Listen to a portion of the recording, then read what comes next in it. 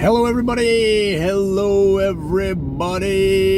another sunny day in Southern California. Guys, this is going to be a community spotlight video, and that's where I go down into the nooks and crannies, the streets and avenues, and give you the information you're interested in about different communities. And this time it's going to be Signal Hill. Signal Hill is a area just next to and may be encompassed by Long Beach. We'll have to get my crack team of researchers to check into that.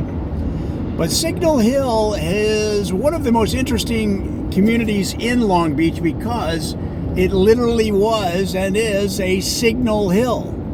And it's a hill that overlooks the bay. And back in the 1700s, 1800s, they had a signal you might say a signal man. I don't think women ever took that role back in those days, but they may have at this point in time, of course.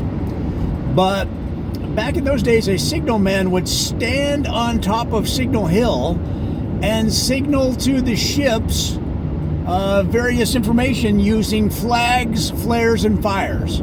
Flags, flares, and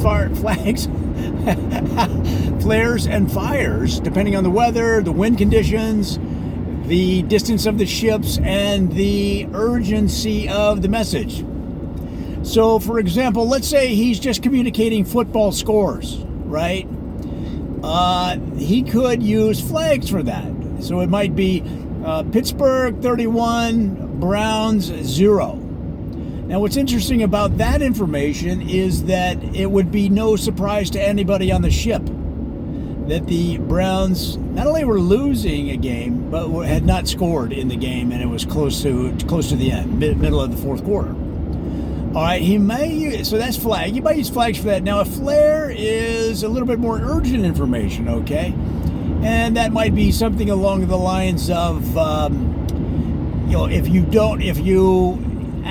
you want a plastic straw in California, you have to ask for it, because by law they have told restaurant owners and servers they cannot put a straw in a drink. They cannot offer a straw, but if asked, they can provide a straw. And that is just a little bit more urgent, but no, it's a little bit more current, I guess, is the as compared to long-standing news. But now something that is extremely urgent they would build a fire so that they could either send smoke signals or they could arrange torches on the shore and the banks of the cliff that signify the urgent information. And one of those would be, so you're on the ship, you're looking back towards the shore, and a fire is communicating two ways, torches embedded in the cliff, but also smoke signals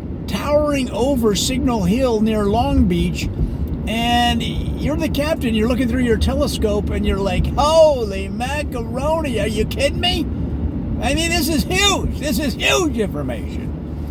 And that is that they're coming out, it might be something new, something really important, like they're coming out with a vegan version of Hot Pockets. Something like that, where you just shake your head and you say, what the heck's happening to this country if they're coming out with a vegan version of Hot Pockets? Okay? So chicken Hot Pockets, gone. Meat Hot Pockets, gone. Beef Hot Pockets, gone. The only thing left that they can put in there is some rosemary, and a little bit of thyme, and just sprinkle that on the inside of the Hot Pocket, and that's all you got. Okay? This would be information that certainly the crew would want to know, because you know that those sailors are Hot Pocket aficionados, all right? So that's just an example, okay?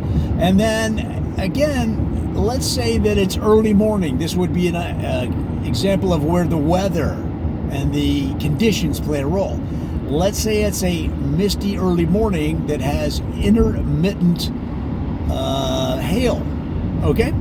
So now, if you are entering the bay from the south and you're on a sailing ship with 40 hungry, tired, dirty, smelly sailors, you might want to steer right into that misty hail, because the mist will allow them to, the intermittent sprinkling will give them a little rinse off, and then the hail will be able to chip off the encrusted dirt on their eyelids and on their face and body.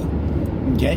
The hail will come down and break it up like ice, and the dirt will just fall off, and the intermittent sprinkling of the rain showers will wash it away.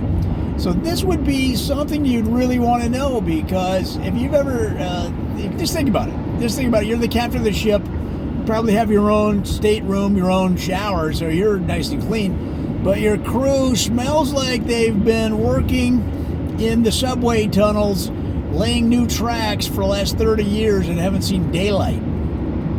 Right? They've been down there in the bowels of the earth. Something that bad. So guys, those are the 3 ways that signals have been communicated from the top of Signal Hill for years and years, decades, and really, let's say, be honest, centuries. And some of it still goes on today. Of course, now they have electronic communication and all the conveniences that provides. But you still have the holdouts. You still got the old school OG standing on that hill with their flags, flares, and fires, keeping the signal alive. I hope that helps. Come on back. We're going to have so many more videos on Signal Hill. It's going to be a lot of fun.